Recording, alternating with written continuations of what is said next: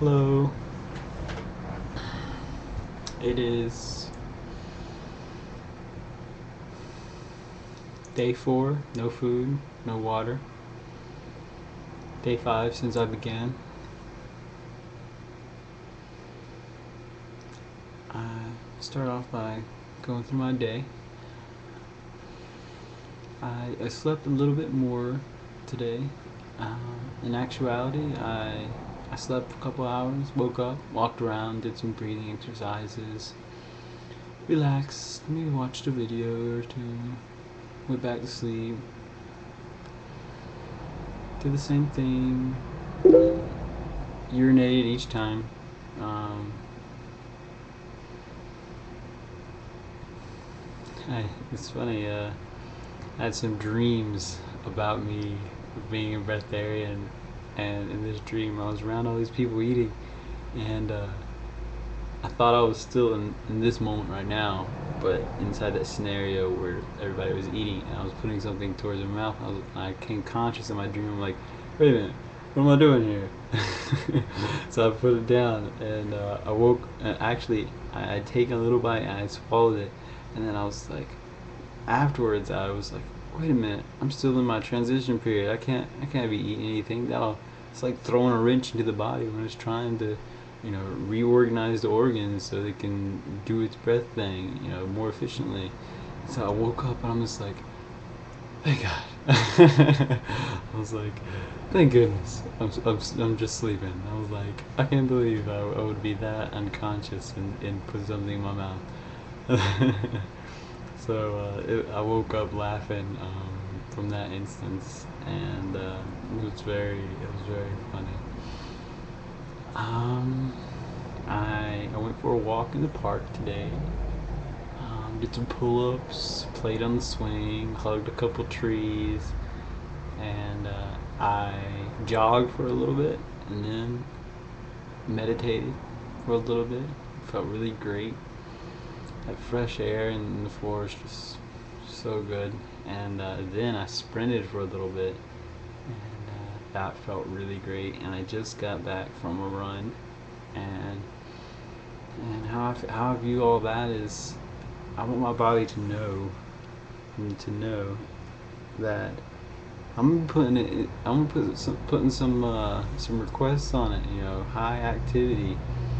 So I'm just stepping into being that, being fully active, fully present, and totally enjoyed those runs today.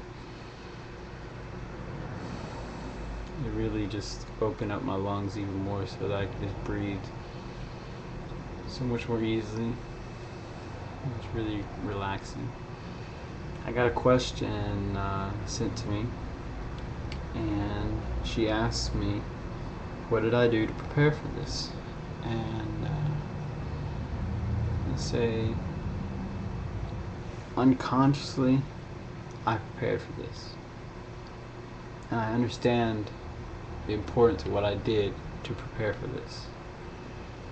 And in my humble perspective, I believe that it's more than a diet, transition.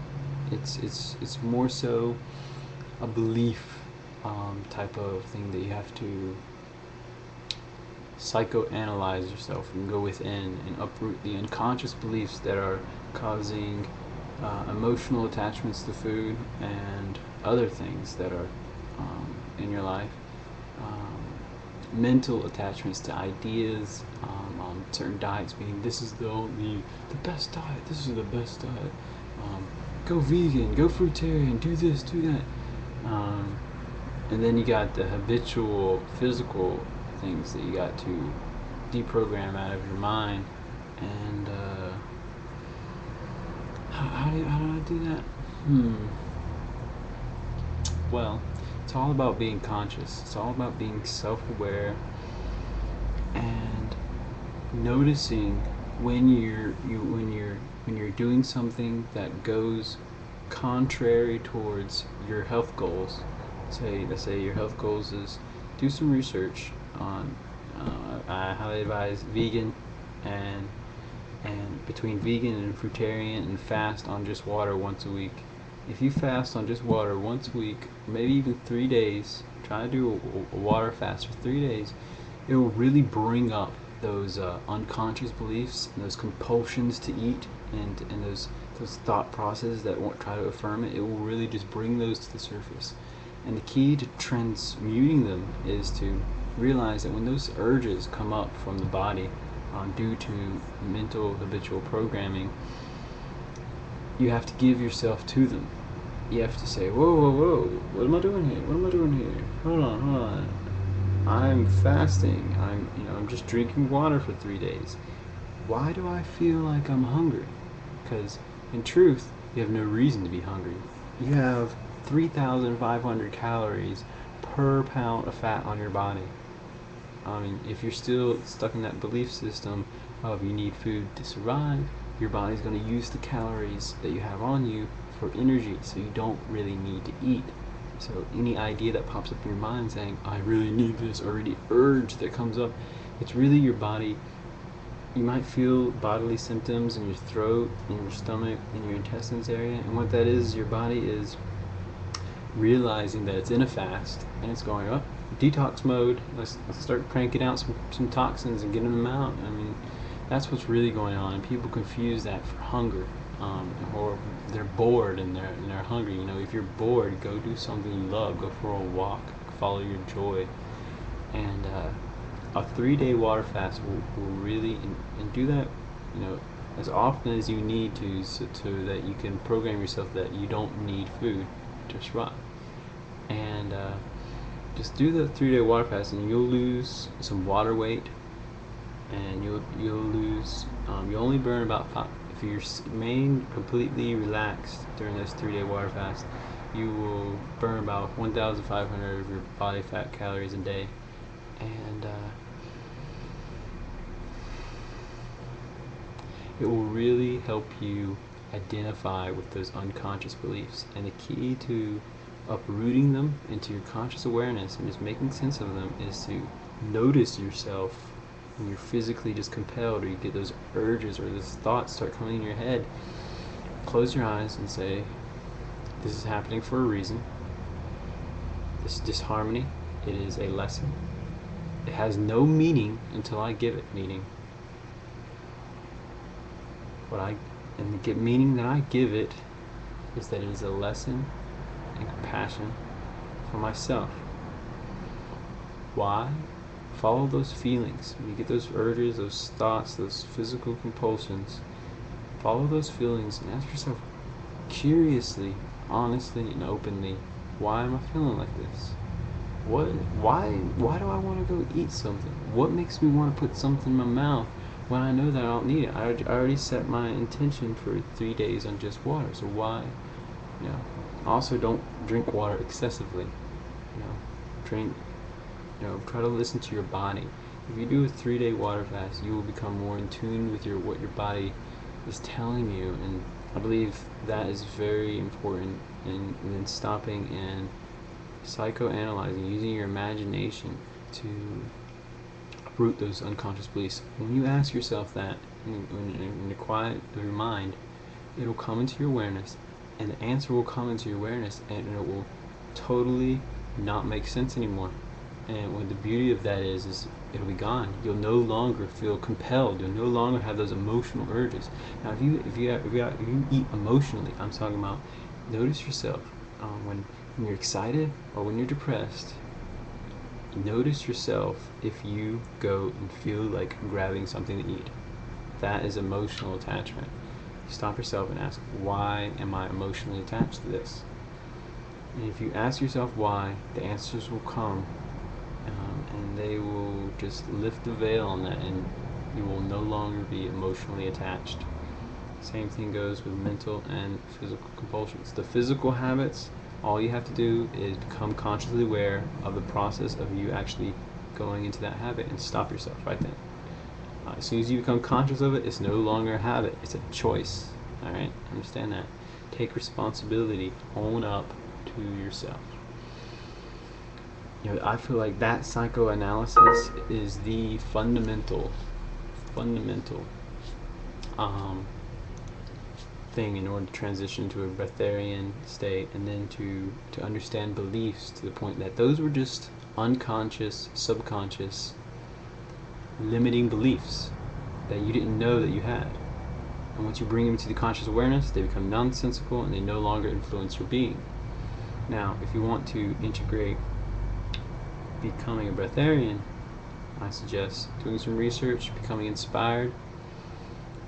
Stay tuned to my videos and ask me some questions, but I believe I already answered it in yesterday's videos.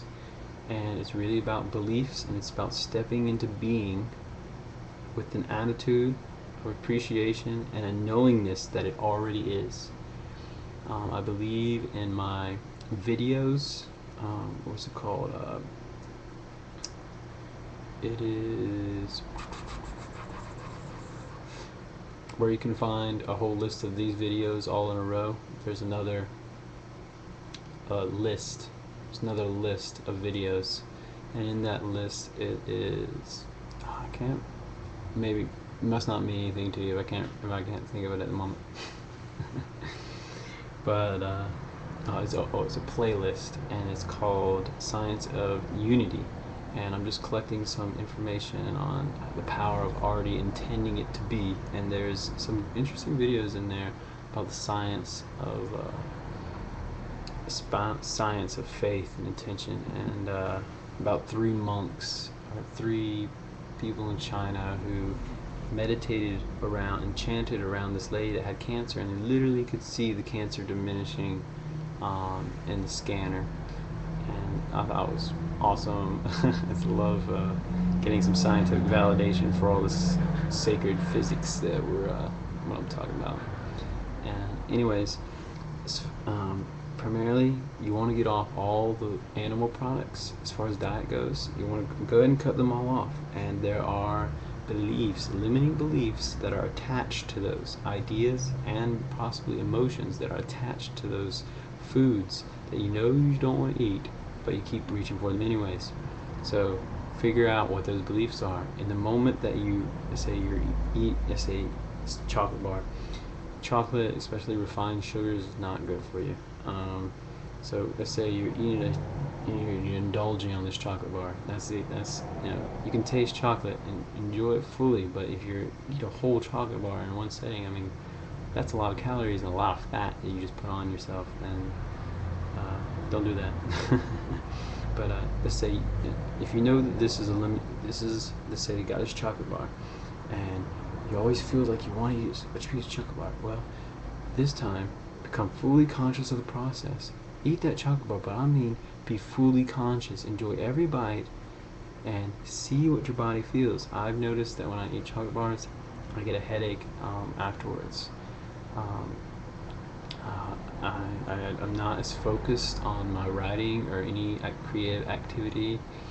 My blood pressure goes up. Notice those subtle signs.